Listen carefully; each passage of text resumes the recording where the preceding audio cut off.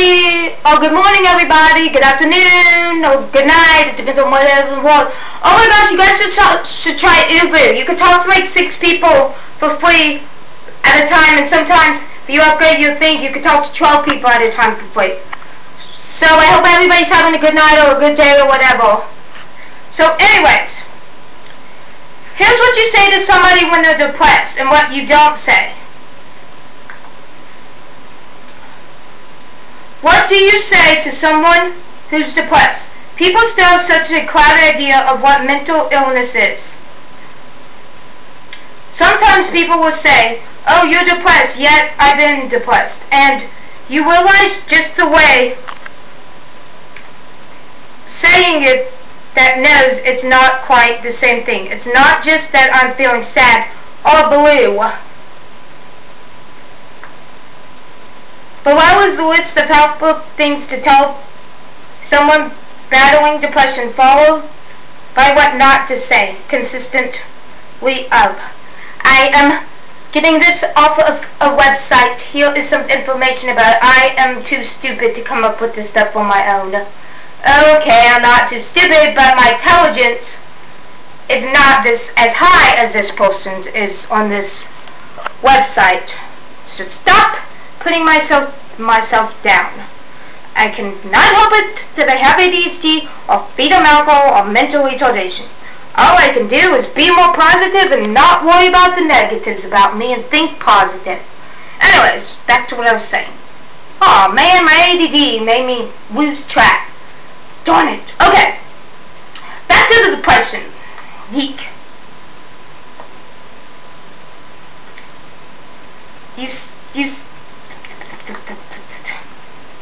You say, I'm here for you.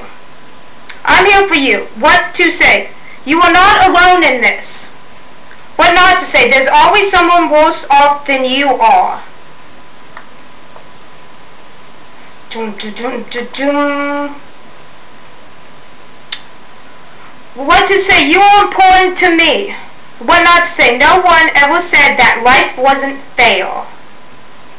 I hate it when people say snap out of depression. It's like we can't just snap out of it. Anyways, what to say? Do you want a hug? Somebody has said that to me before. What not to say? Stop feeling sorry for yourself. What to say? You are not going crazy. What not to say? So you're depressed. Aren't you always? What to say? You are not on this earth to see through one another, but to see one another through. What not to say? Try not to be so depressed. And I hate it when people say you're depressed, think of the good, not the bad. Like, oh my god, OMG, I do not like that. What to say? I can really understand what you are feeling, but I can offer my compassion. What to not to say? Believe me, I know how you feel. I was depressed once, for several days.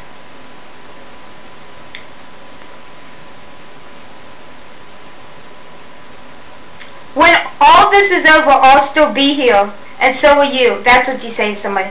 Don't say, it's your own fault.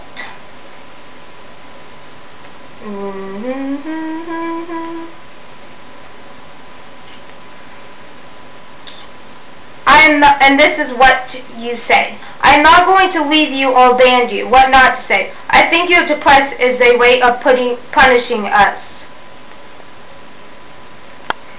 I care about you. I love you. Say this only if you mean it. What not to say? Haven't you grown tired of all this me stuff yet?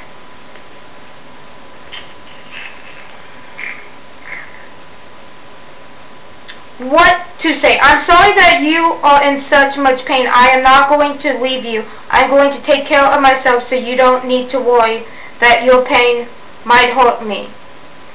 What not to say? Haven't you tried chamomile tea? I am so dumb I don't even know what this word is. CHAMOMILE. Why do I keep calling myself dumb and stupid? It's kind of hard, even though my mother's being positive this past year, when your parents were negative to you all your life and they put you down because you had a learning disability or you didn't do things quite right, and all of a sudden they're being positive, you remember the bad more than you remember the good, in my opinion. So, like, being used of emotional abuse has kind of hurt me, as you guys can see from my self-esteem. Plus ADHD, because people say ADHD people have a low self-esteem to begin with. I don't know why.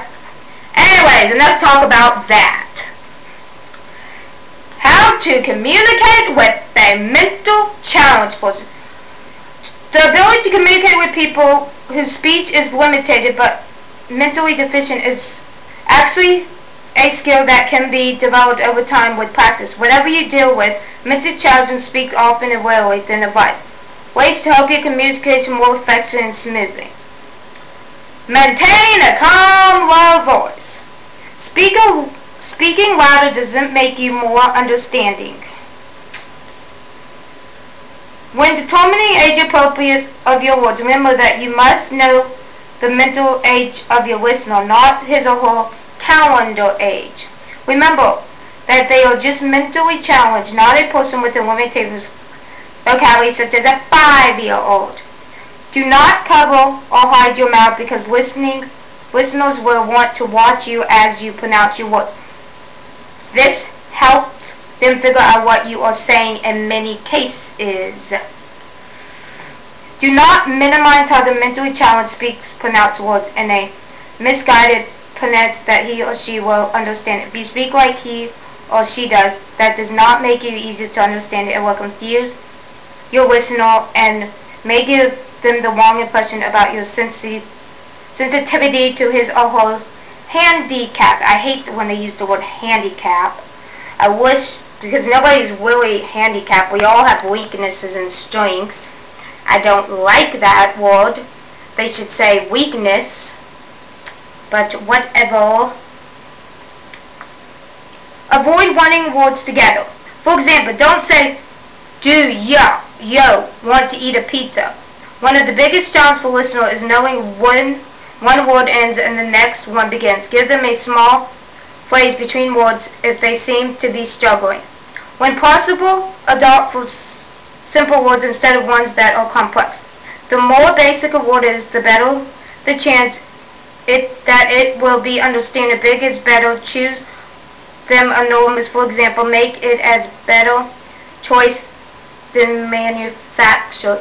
Sorry you guys, I kind of struggle with reading a little sometimes.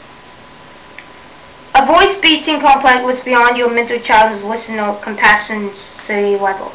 Use simple subject, verbs, objects, sentiments with the suffix retarded. More mildly retarded people may be able to handle more complex functions such as joint independent clause. I am so stupid I don't even know what an independent clause means. Because I'm mentally retarded. Seriously, I am. I'm mentally retarded. I don't even know what an independent clause means. I'll have to look that up. Look them in the eye. It lets them know that you care about what you are saying. Although they may rarely make contact with you, let your body language shows that you are interested in what they are talking about. Tips. The most important thing to remember is to treat a person with respect. Don't treat them like an infant. Remember, they have feelings just like you. Remember that the person who are talking to you isn't stupid. He is challenged with something you will never understand. This person is challenged in the ability to understand. Communication. This person is different. Patience is the key. Be aware that you must listen and observe the person you are speaking to. In most cases, communication with a person with is very much like learning how to stand an accent.